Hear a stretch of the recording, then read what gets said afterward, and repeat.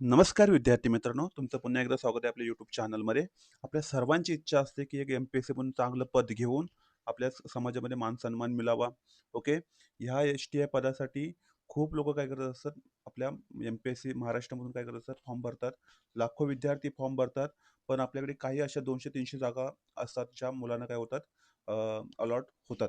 So तुम्हाला माहीत आहे का, एम-पी-एस-सीच्या एका पदासाठी दरवर्षी लाखो फॉर्म निघतात. किती? दरवर्षी लाखो विद्यार्थी फॉर्म भरतात. पण त्यांचं नक्की काम काय असतं, प्रमोशन किती होतं, किती सॅलरी असते, कशा पद्धतीने ग्राउंड लेवलला काम करू शकता. या सर्व याची माहिती फक्त बऱ्यापैकी म्हणतो ना 1% ते 2% मुलांना माहिती असते. बाकी कोणाला माहिती नसते. त्यांना फक्त काय काढणं असतं महत्त्वाचं असतं, पोस्ट काढणं महत्त्वाचं असते. सो नमस्कार विद्यार्थी मित्रांनो, आजच्या व्हिडिओमध्ये आपण राज्य कर निरीक्षक म्हणजे एस-टी-आय पदाचा सविस्तर अभ्यासक्रम, पगार असेल, प्रमोशन कसं होतं, त्याचं काम काय असेल, सर्व गोष्टींची माहिती आपण काय करणार आहोत, घेणार आहोत. जर तुम्ही हा 5 मिनिटाचा व्हिडिओ शेवटपर्यंत पाहिला, तर तुम्हाला नक्कीच कळून चुकेल, की पहिल्या प्रयत्नात एस-टी-आय कशी पास व्हायची आणि एस-टी-आय हे पद किती महत्त्वाचं आहे. सो वेळ न वाया घालवता आपण आपल्या व्हिडिओला सुरुवात करूया. सो बघा, पहिल्यांदा काय पात्रता लागते? तर पात्रता ही आहे, की कोणत्याही मान्यताप्राप्त विद्यापीठातून आपण कोणत्याही शाखेतून तुम्हाला जर पदवी असेल, तर तुम्ही नक्की या पदासाठी काय असता, क्वालिफाय असता. ओके. सो आर्ट्स, कॉमर्स चालेल, सायन्स चालेल, इंजिनिअरिंग चालेल, सर्व बॅकग्राऊंड त्याच्यामध्ये चालू शकतात. सो थोडक्यात काय आहे, प्लेन ग्रॅज्युएशन तुमचं असलं पाहिजे आणि पदवीच्या शेवटच्या वर्षाला असाल, तोही विद्यार्थी पूर्वपरीक्षेला काय होऊ शकतो, बसू शकतो आणि एक्झाम देऊ शकतो. ज्यावेळी मेन्स प्रिलिम पास झाला, समजा तो शेवटच्या वर्षाला होता, प्रिलिम पास झाला, मेन्सला बसायचं. मेन्सला बसण्याआधी त्याच्याकडे त्याचं सर्टिफिकेट असलं पाहिजे. सो वयोमर्यादा काय आहे आपल्याकडे? वयाची 19 वर्ष ते 38 वर्ष शेवटपर्यंत म्हणजे अमागास ओपन लोकं फॉर्म भरू शकतात. मागासवर्गीयांसाठी 5 वर्षाची काय आहे तरतूद आहे, सूट दिली जाते. सो 19 मागासवर्ग म्हणजे कोण? तर OBC, SC, ST, okay, NT, VJNT, EWS या सर्व गोष्टी ह्या लोकांना 43 वर्षापर्यंत काय भेटू शकतं, हे भेटू शकतं, आपलं एज रिलॅक्सेशन भेटू शकतं. सो समजले शैक्षणिक पात्रता काय आहे? ओके. ओके. सो पात्रता निकष आपल्या सर्वांना समजला असेल. पुढे जाऊया आपण. कशा पद्धतीने निवड केली जाते. तर निवड आपली ही 2 टप्प्यामध्ये ह्याला इंटरव्ह्यू नसतो. लक्षात ठेवा ही एक चांगली गोष्ट आहे. तर कशी आहे आपल्याकडे निवड पात्रता? तर निवड प्रक्रिया आहे, पहिली तुमची एक्झाम होणार पूर्वपरीक्षा 100 गुणांची. जी की तुम्हाला ह्याच्यातून कमीत कमी एक 60 प्लस मार्क असले तर तुम्हाला किंवा 55 प्लस मार्क असेल तर तुम्ही प्रिलिम पास एक्झाम होऊ शकता. क्वालिफाईंग असते लक्षात ठेवायचं. ह्याचे मार्क पूर्ण एक्झाममध्ये म्हणतात ना मेरिटमध्ये पकडले जात नाही. फक्त क्वालिफाय व्हायचं असतं तुम्हाला. कमीत कमी तुमचे किती स्कोर असला पाहिजे? एक 55च्या वरती असला पाहिजे. का सांगतोय? कारण का 2024चा कट ऑफ होता 62.50. 2025चा कट ऑफ होता एक 51-25 होता आणि ह्या वर्षीचा कट ऑफ आहे 2026चा कट ऑफ किती आहे तर 53.25. तर तुम्हाला समजत असेल एक 60 प्लस स्कोर ठेवा किंवा 65 प्लस स्कोर ठेवा, तुम्ही पूर्वपरीक्षा काय होणार, पास होणार. मुख्य परीक्षा थोडी आव्हानात्मक असते, 400 गुणांची असते. तुम्हाला इथे 2 पेपरचा अभ्यास करायचा असो. मी शेवटला तुम्हाला सर्व सांगणार आहे, कोणता अभ्यासक्रम आहे, कोणते प्रायोरिटी टॉपिक्स असले पाहिजेत, कशा पद्धतीने अभ्यासाची स्ट्रॅटेजी बनवली पाहिजे. तर शेवटपर्यंत व्हिडिओ बघा. इथे पेपर 1 असतो, ज्याच्यामध्ये मराठी ग्रामर आणि इंग्लिश ग्रामर असतं. 50-50 क्वेश्चन. पेपर 2 मध्ये आपण जो प्रिलिमला पेपर ते सोडवतो, तो सेम पेपर काय असतो, काही 4 ते 5 टॉपिक होते ॲडिशनल ॲड होतात त्याच्यामध्ये. ते कोणते टॉपिक्स आहेत ते तुम्हाला नंतर सांगेन मी. तो प्रत्येकी किती 200 गुण असे 400 मार्कांची मेन्स होते. तुम्हाला इथे जवळपास 280 प्लस जर तुम्हाला स्कोर असेल किंवा 270 प्लस स्कोर असेल किंवा कॅटेगरीमध्ये असाल तर 250 प्लस स्कोर असेल तुम्हाला दोन्ही पेपरमध्ये, तर तुम्ही एस-टी-आय पद तुम्हाला मिळू शकतं. सो आता एस-टी-आय पदाची जबाबदाऱ्या काय आहेत? काय काम करतं एस-टी पद? सर्व गोष्टी मी इथे शिकवणार आहे तुम्हाला. तर ह्यांचं काम असतं टॅक्स गोळा करणे, तपासणी करणे, राज्यातील व्यवसाय, व्यापारी आणि कंपन्यांच्या कर भरण्याची आणि उदाहरणार्थ जी-एस-टी भरण्याची तपासणी करणे. जी-एस-टी भरले आहे का? जी-एस-टी कसा आहे? त्यांना समजावून वगैरे सांगणे. फील्ड वर्क आहे, ग्राउंड वर्कला तुम्ही काम करू शकता. कार्यालयातील नोंदी तपासण्यासोबतच प्रत्यक्ष दुकाने आणि संस्थांना भेटी देऊन कर चुकवेगिरी तुम्ही शोधू शकता. जे काही करतात टॅक्स एव्हेजन करतात, टॅक्स भरत नाहीत, अशा लोकांना तुम्ही काय करू शकता, भेटून त्यांना जाब विचारू शकता. हे तुमचं काम असेल. इन्स्पेक्टर निरीक्षक या शब्दाचाच अर्थ आहे तो. महसूल वाढवणे, महाराष्ट्र शासनाचा महसूल वाढवण्याची महत्त्वाची भूमिका आपला एस-टी-आय बजावत असतोय. मस्त छान खूप छान पद आहे. सो कार्यालयीन काम काय असतं? जी-एस-टी परतावे बघणे, व्यावसायिकांना जी-एस-टी नोंदणी करून देणे, मंजूर करणे, जी-एस-टी नंबर प्रोव्हाईड करणे आणि कर न भरणाऱ्यांना कायदेशीर नोटिसा पाठवणे. सो परतावे तपासणे, जी-एस-टी मंजूर झाले का ते बघणे, नोटिसा पाठवणे. ओके, संशयास्पद दुकानं असतील, कंपन्यांना प्रत्यक्ष भेटी देऊ शकता. रेड टाकण्याच्या मोहिमेत सामील होऊ शकतात. जे लोकं काय करत नाहीये, टॅक्स भरत नाही, सो प्रत्यक्ष भेटू शकू शकता किंवा रेड टाकू शकता.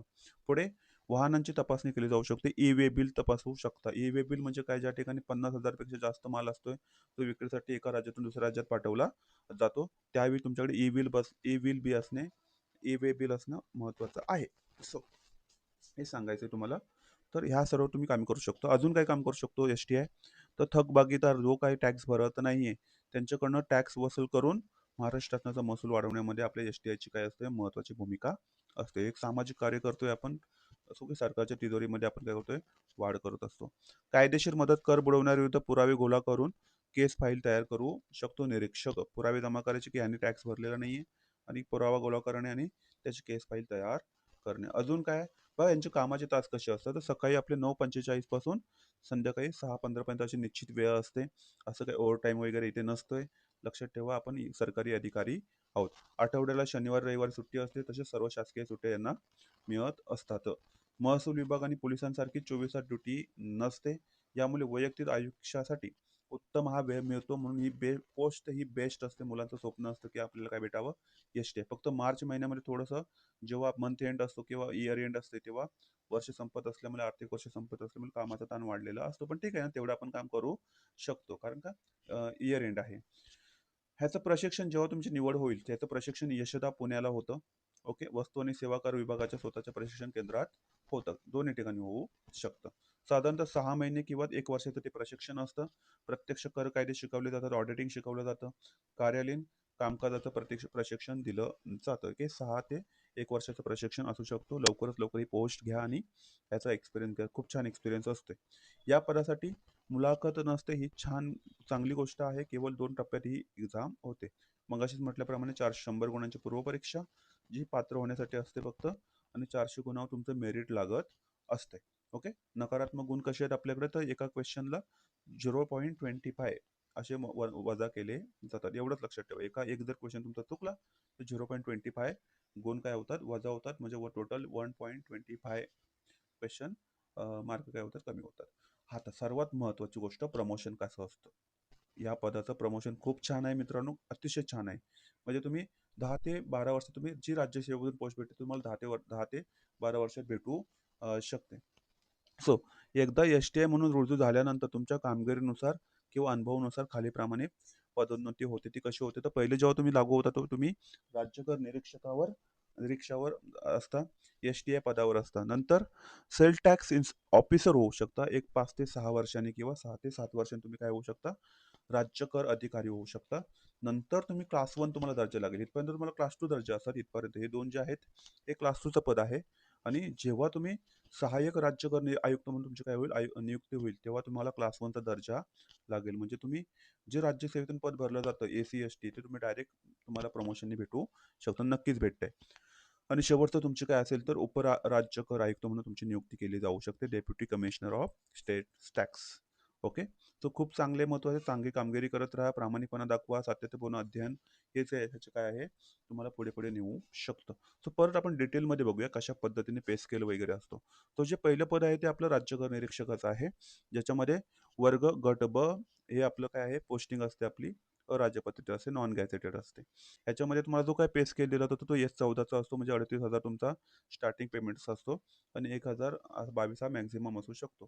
तर याच्यात थोडंसं मी जर डबल केलात आणि 10% कमी केलं, तर एक जवळपास तुमचा इन हँड सॅलरी एक 67,000 तुमची इन हँड सॅलरी राहू शकतो. डिपेंड आहे तुम्ही कोणत्या शहरामध्ये काम करताय. ओके, सो हा करिअरचा सुरुवातीचा टप्पा आहे. यामध्ये मुख्यतः करदात्यांची नोंदी तपासायची असते, तुम्हाला कर वसुली करायची असते आणि फील्डवर जाऊन ॲक्च्युअली त्या दुकानांना भेट द्यायची असते. ओके, सो नंतर 7 ते 9 वर्षांची ही सेवा दिल्यानंतर तुम्ही विभागीय परीक्षा उत्तीर्ण झाल्यानंतर पहिली ही पदोन्नती मिळवू शकते. पुढे आहे दुसरं, राज्य कर अधिकारी. इथे तुमचा पे स्केल वाढतो, S15 होतो, 41,800 तुमचा बेसिक पे असतो आणि बाकी जो भत्ता भेटतो, एक 19-20 हजार तुम्हाला भत्ता दिला जातो. अशी जर सॅलरी पकडली तुम्ही, तर 61, 60, 61, 62,000 तुमची सॅलरी असू शकते. सो हे राजपत्रित ऑफिसर पद आहे. यामध्ये तुम्हाला स्वतःचे अधिकार मिळतात. करदात्यांचे मूल्यांकन करणे, कर चुकवेगिरी करणाऱ्यावर कायदेशीर कारवाई करणे, आणि कनिष्ठ कर्मचाऱ्यांवर नियंत्रण ठेवणे ही तुमची काय असते कामं एस-टी-ओला करावी लागतात. अंदाजे 6 ते 8 वर्षांची सेवा झाल्यानंतर पुढील पदोन्नती मिळू शकते. सो इथेही तुम्हाला 6 ते 8 वर्ष काय करावं लागतं, काम करावं लागतं ह्या पदावर. त्यानंतर पुढे तुम्हाला कुठलं पद भेटू शकतं, तर सहाय्यक राज्यकर आयुक्त. ओके, 5 ते 6 वर्षांनी. म्हणजे एक 12 वर्षांनी तुम्ही क्लास 1चा दर्जा लागू शकतो. सो क्लास 1 दर्जा लागतो आणि डायरेक्ट पेमेंट बघा, पे स्केल यस-20 होतो 56,100. ओके, जो क्लास आय-ए-एस ऑफिसरला सुद्धा असू शकतो. सो आपल्याकडे जे काय आय-ए-एस क्लास 1 ऑफिसर त्यांना यस-20 हा पेमेंट भेटून होतो. अतिशय मानाचे मोठ्या जबाबदारीचे पद आहे. संपूर्ण विभागाचे किंवा मोठ्या म्हणजे एखाद्या प्रशासकीय विभागाचे कार्य तुमच्याकडे असू शकतं. एम-पी-एस-सी राज्यसेवा यातून थेट निवड झालेले विद्याधिकारी इथे असतात. त्यामुळे वरिष्ठता महत्त्वाची आहे. साधारणतः 5 ते 7 वर्षाच्या नंतर तुम्हाला काय दिलं जातं, प्रमोशन दिलं जातं. ते प्रमोशन शेवटचं प्रमोशन काय असतं तुमचं, उपराज्य कर आयुक्त. उपराज्य कर आयुक्त डी-सी-एस-टी गट गट अ सीनियर ग्रुप ए यस-23 हा लागू होतो. याला 67,700 असं तुमचा स्टार्टिंग पेमेंट असेल. बाकी म्हणजे मी पकडून जा तुम्हाला 1-1.5 लाखापर्यंत तुम्हाला सॅलरी तुमच्या हातात येऊ शकतो. 8वा वेतन आयोग लागला तर त्याच्यापेक्षाही सॅलरी वाढणार आहे, लक्षात ठेवा. आणि 8वा वेतन आयोग लवकरच लागेल आपल्या महाराष्ट्रामध्ये. 1/27 पासून 8वा वेतन आयोग लागण्याची शक्यता आहे. त्याच्या अगोदर तुम्ही पोस्ट घ्या. जिल्ह्याच्या किंवा मोठ्या महसूल विभागाच्या पातळीवर एक कर संकलनाचे धोरण ठरवणे. म्हणजे धोरण तुम्ही धोरण आखत असता, लक्षात ठेवा. इथे कर वसुली वगैरे करणं तुमचं आता काम राहिलेलं नाही, तुम्ही धोरण आखताय. प्रशासकीय निर्णय घेता आणि जबाबदारी डी-सी-एस-टी पार पाडत असतो. तर पदोन्नतीचे निकष काय आहेत, तर विभागीय परीक्षा होऊ शकतात. म्हणजे शासकीय सेवेत रुजू झाल्यानंतर वित्तीय विभागामार्फत काही परीक्षा घेतल्या जातात, त्याच्यानंतर तुमची पदोन्नती होऊ शकते. सिनियर किती सिनियर तुम्ही बघितलं जातं, तुमचं दिनांक किती तारखेला तुम्ही लागू झालेला आहात, पोस्टिंग झालेली आहे, त्यानंतर तुमची काय किती वर्ष झाली आहेत कामाला, त्यानुसार पदोन्नती केली जाते. वार्षिक गोपनीय अहवाल असतो, ज्याच्यामध्ये तुमची कामगिरी किती उत्कृष्ट आहे, किती चांगलं राहणीमान आहे, कशा पद्धतीने तुम्ही वर्क केलेलं आहे वर्षभरामध्ये, हे सर्व तपासून तुम्हाला प्रमोशन दिलं जातं. हे क्रायटेरिया वापरले जातात. नोकरी स्वरूप कसं आहे, तर इथे स्तरीय आहे. तुम्हाला 24-24 तास ड्युटी करण्याची गरज नाही. त्यामुळे वैयक्तिक आयुष्यासाठी तुम्हाला वेळ भेटू शकतो. म्हणून हे पद चांगलं आहे. मुलींसाठी तर खूप चांगलं पद आहे. ओके, मुलांचं पद असतं की पी-एस-आय वगैरे मिळावं, पण तिथे तुम्हाला 15-15, 16 तास काम करावं लागू शकतं. तुम्ही पुढे अभ्यास करू शकत नाही, अभ्यास चालू ठेवू शकत नाही, कारण तेवढा वेळ भेटत नाही. पण तुमच्याकडे एस-टी हे पद असेल, तर तुम्हाला शनिवार, रविवार सुट्टीसाठी भेटतोय. ओके, तुम्ही अभ्यास करू शकता, तुम्ही राज्यसेवेचा अभ्यास करू शकता, तुम्ही यू-पी-एस-सीचा अभ्यास करू शकता. त्यामुळे हे पद चांगलं आहे. पोस्टिंगचं ठिकाण काय असू शकतं, तर जी-एस-टी झालं आपल्या ज्या ठिकाणी राज्यभरात पसरलेलं आहे. सो बहुतांश पोस्टी ह्या आपल्या ज्या काही विभागीय असतात ते त्या मुख्य कार्यालयाच्या ठिकाणी असतात. फॉर एक्झाम्पल मुंबई, पुणे, ठाणे, नागपूर, नाशिक, छत्रपती संभाजीनगर यामुळे होतात. त्यामुळे कौटुंबिक आणि मुलांच्या शिक्षणाच्या दृष्टीने ही नोकरी अतिशय सोयीची मानली जाते. ओके. पुढे आता वेतन श्रेणी बघूया. यात 14 आहे, 68,600 ते 1,22,000 पर्यंत होऊ शकतं. तुम्हाला पहिल्यांदा स्टार्टिंग पेमेंट आहे. सो इन हँड सॅलरी तुमची 55 ते 60,000 राहू शकते. ती कशी आहे बघा. भत्ते कसे दिले जातात. मी सर्व गोष्ट तुम्हाला सांगतोय. भत्ते कसे दिले तर महागाई भत्ता तुम्हाला काय भेटतो? शासनाच्या चालू नियमानुसार 50% किंवा त्याहून अधिक तुम्हाला काय भेटतो? डी-ए भेटू शकतो. तो डी-ए काय राहू शकतो? 19,300. ओके. सो घर भाडे भत्ता घर भाडे भत्ता तुम्हाला जवळपास 11,580 मुंबई, पुणे या ठिकाणी राहत असाल तर 11,580 भेटला जाऊ शकतो. आणखी वाय शहरामध्ये नागपूर, नाशिक, संभाजीनगर राहत असेल तर 20% दिला जातो. कारण तिकडे थोडीशी रेंट कमी असतो. आणि झेडमध्ये राहत असाल तर तुमची 3,860 अशी काय राहू शकतो, अ, अ, घर भाडे भत्ता राहू शकतो, कारण तिथे अजून रेंट कमी असते. सो अशा पद्धतीने तुम्हाला होम अलाउन्सेस दिला जातो. त्याला होम रेंट अलाउन्सेस म्हटलं जातं, ज्याच्यावर नंतर तुम्हाला टी-ए पण दिला जातो. ट्रान्सपोर्ट अलाउन्सेस पण दिला जातो 1,500 आणि 3,200 रुपये. आणि इतर भत्ते सुद्धा दिले जातात. वैद्यकीय भत्ता असो, शासकीय दौऱ्यावर असताना मिळणारा दैनिक भत्ता सुद्धा तुम्हाला दिला जातो, तो 100. तो असे पकडून तुम्हाला 60 ते 70,000च्या दरम्यान तुमचा काय राहू शकतो, इन हँड सॅलरी राहू शकते. अशा पद्धतीने सर्व तुम्हाला अलाउन्सेस मिळू शकतात. तो खूप चांगला आहे, लक्षात ठेवा मित्रांनो. पुढे सो एकूण मासिक तुम्हाला जर तुम्ही मुंबई, पुणेसारख्या शहरात राहत असाल तर तुम्हाला 7,000, 70,000 ते 73,000 पेमेंट असू शकतो, gross salary. Okay.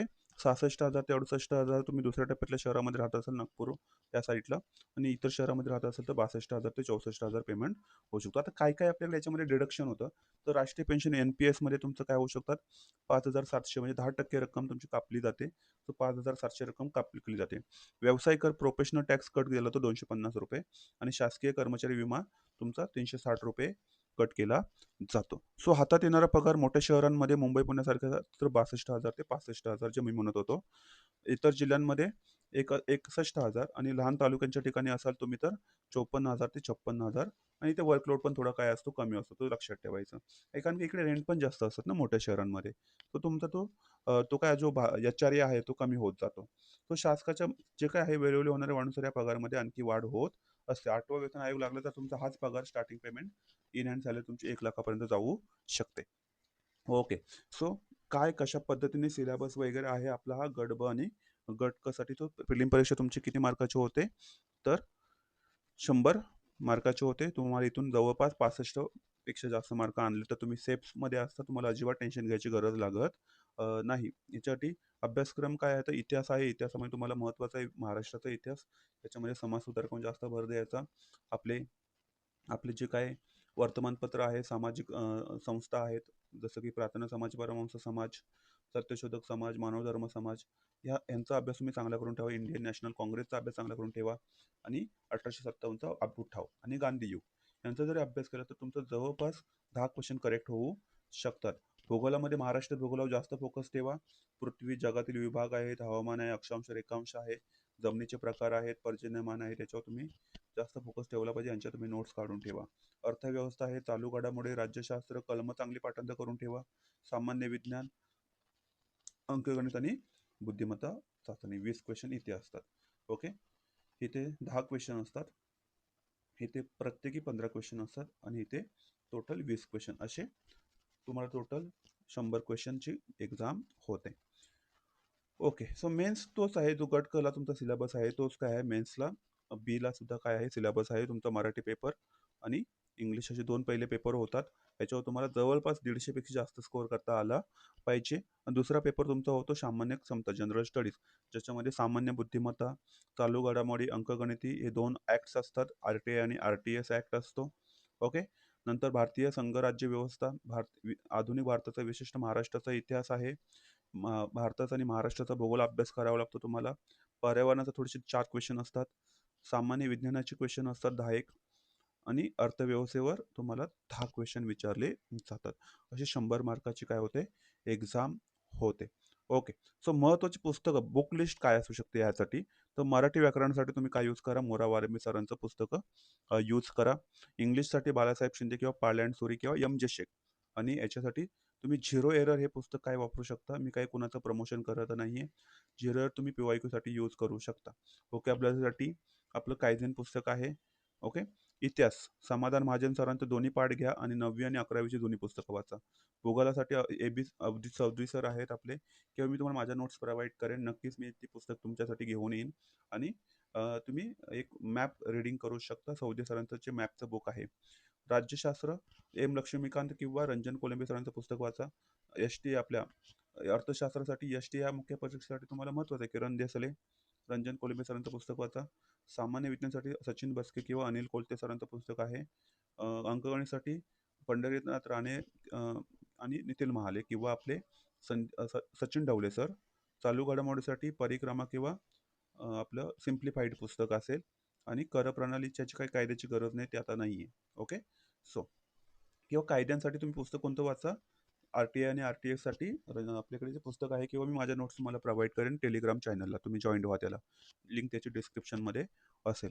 So I hope तुम्हाला आजचा एस-टी-आय पदाबद्दल संपूर्ण माहिती झालेली असेल. खूप छान पद आहे. चांगला अभ्यास करा आणि काय व्हा दोन्ही एक्झाम पास व पूर्व आणि मेन्स परीक्षा तुम्हाला डायरेक्ट काय भेटून जाईल पोस्ट भेटून जाईल. सो चॅनल अजून तर तुम्ही सबस्क्राईब केलं नसेल तर नक्की सबस्क्राईब करा, लाईक करा, शेअर करा आणि कमेंट्स करा.